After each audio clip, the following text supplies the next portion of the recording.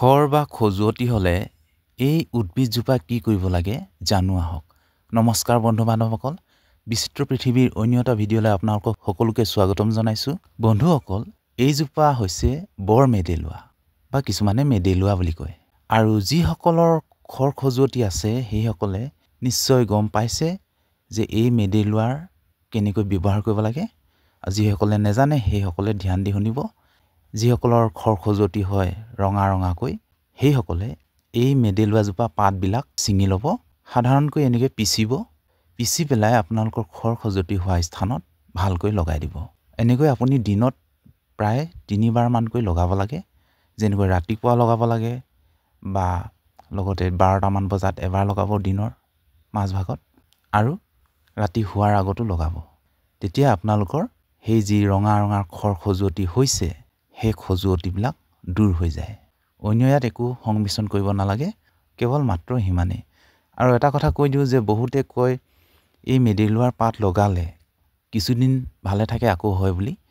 সেইসকলে কি কৰিব লাগে, আচলতে এই মেদেলুৱা পাত লগালে ভাল হ'ব, কিন্তু আপোনালোকে যিবিলাক নেখাবলগীয়া খাদ্য সেইবিলাক খাব নালাগে। যেনেকৈ খজুৱতিৰ কাৰণে যিবিলাক নেখাবলগীয়া খাদ্য, কচু শাক বা বেঙেনা, এনেকৈ কিছুমান বেয়া খাদ্য আছে, সেইবিলাক খাদ্য খাব নালাগে। তেতিয়া সেই খৰ খজুৱতি ভাল হৈ যাব, এই পাতবিধে ভাল কৰিব। কিন্তু আপোনালোকে সেইবিলাকৰ পৰা অলপ দূৰত ৰাখিব লাগে।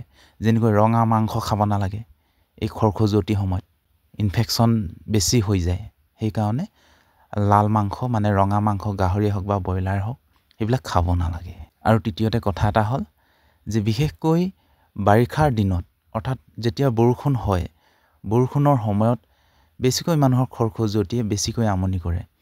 তেতিয়া এই পাতবিধ যদিহে পিচি লগায় ভাল হৈ যায়। কিন্তু সেই সময়তো আপোনালোকে যাতে আপোনালোকৰ খৰ বা খজুৱতি স্থানক বেছিকৈ তিতিব দিব নালাগে, আৰু সেমেকা পৰিৱেশত আপোনালোকে বেছিকৈ থাকিব নালাগে। সেমেকা কাপোৰ কানি বেছিকৈ পিন্ধিব নালাগে। তেতিয়া সেই খৰ খজুৱতি ভাল হৈ যায়। আৰু খৰ খজুৱতিৰ কাৰণে যিবিলাক নেখাবলগীয়া খাদ্য, পুনৰবাৰ কৈছোঁ, বেঙেনা হওক বা কচু শাক হওক, তেনেকুৱা বিভিন্ন ধৰণৰ আছে, সেইবিলাক নেখাব লাগে।